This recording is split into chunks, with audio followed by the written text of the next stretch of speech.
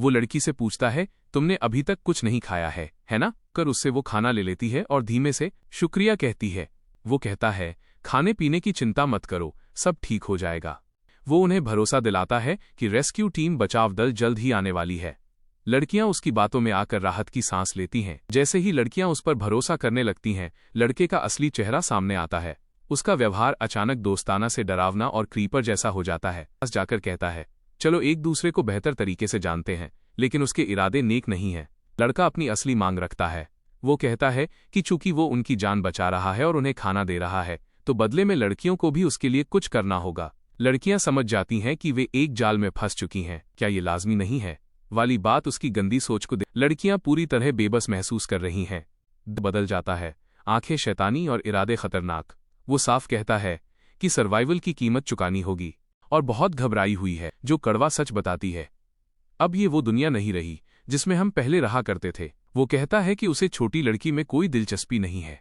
वो एक बड़ी लड़की छोटी की बहन को अपनी बाहों में पकड़ने की कोशिश कर रहा है। वो उस लड़के को घूरते हुए सोचती है कि एक बार इसका काम तमाम हो जाए, फिर वो अपनी बहन को संभाल लेगी। लड़का जबरदस्ती हाथ आगे बढ़ाता है और कहता है, आओ टिल्ड। बहन समझ जाती है कि ये लड़का मदद के बहाने कुछ और ही चाहता है। का हाथ झटक देती है। वो उसे अपने पास आने से रोक देती है। मुझे हाथ मत लगाना, मैं तुम्हें अपनी छोटी बहन को छूने तक नहीं दूंगी। अब लड़का मासूम बनने का नाटक करता है। वो कहता है, अरे तुम लोग मुझे विलेन की तरह क्यों देख रही हो? क्या मैंने तुम लड़कियों को बचाया नहीं? वो जताने की कोशिश कर रहा है कि उसने उन पर एहसान किया है। देती है कि वो अब इस ग्रुप का हिस्सा नहीं रहेंगी। वो सीधे बोलती है, हमें तुम्हारी ये घिनौनी सुरक्षा, डिस्गस्टिंग प्रोटेक्शन नहीं चाहिए। वो गुस्से में चिल्लाता है, मजाक बंद करो, तुम इतनी मतलबी कैसे हो सकती हो? उसकी आवाज और चेहरा अब डरावना हो गया है। जबरदस्ती लड़की का हाथ पकड़ लेता है और उसे दबाने की कोशिश करता है।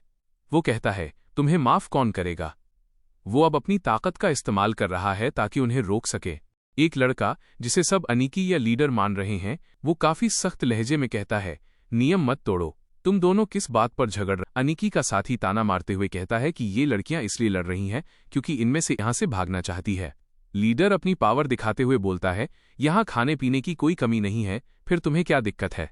हम जल्द ही रेस्क्यू कर लिए जाएंगे। वो सीधा लीडर की आंखों में देखकर पूछती है, क्या आपको सच में लगता है कि यहाँ सब अपनी मर्जी से रुके हैं? वो इशारा करती है कि लीडर ने लोगों को डरा धमकाकर या नियमों के जाल में फंसा कर रखा हुआ है। हिना को साफ कह देती है कि वो यहाँ के अजीब माहौल को नजरअंदाज कर रही थी, पर अब उसे यकीन है कि और भी लोग हैं जो यहाँ से निकलना चाहते हैं। लीडर का चेहरा थोड़ा गंभीर हो जाता है। वो बड़े शांत होकर कहता है, अगर तुम जाना चाहती हो तो जा सकती हो, मेरा मतलब तुम्हें दबाना नहीं था। हिना को तुरंत है और वहां से निकलने का फैसला करती है। जैसे ही लड़कियां जाती हैं, लाल बालों वाला लड़का भड़क जाता है। वो कहता है, अनीकी, आप इतने नरम क्यों पड़ रहे हैं? अगर मदद आने में दिन लग गए तो? सीरियस लुक के साथ कहता है, नियम सिस्टम को चलाने के लिए होते हैं और जो नियम नहीं मानता उनके साथ माथापच्ची करने की कोई जरूरत नहीं है।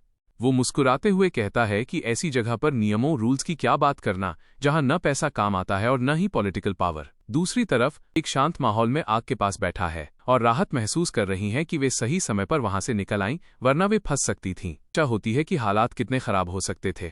कुछ लड़कियां मजाक में इसे किसी एवी अडल्ट वीडियो के डरावने सिनेरियो जैसा बता रही हैं, जो वहां के खतरे की गंभीरता को दर्शाता है। लड़की दूसरी से माफी मांगती है कि उसने पहले उन पर शक किया था। हीरो शिनोमिया कुन का शुक्रिया अदा करती है।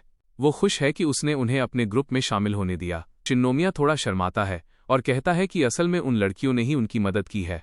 उसे ताज्जुब होता है कि सिर्फ एक बार मिलने के बावजूद उस लड़की को उसका नाम याद है। शिनोमिया के चेहरे पर गंभीरता छा जाती है। वो महसूस करता है कि अब एक्शन लेने का वक्त आ गया है। वक्त आ गया है कि हम ब्याकुया के दांत खट्टे करें।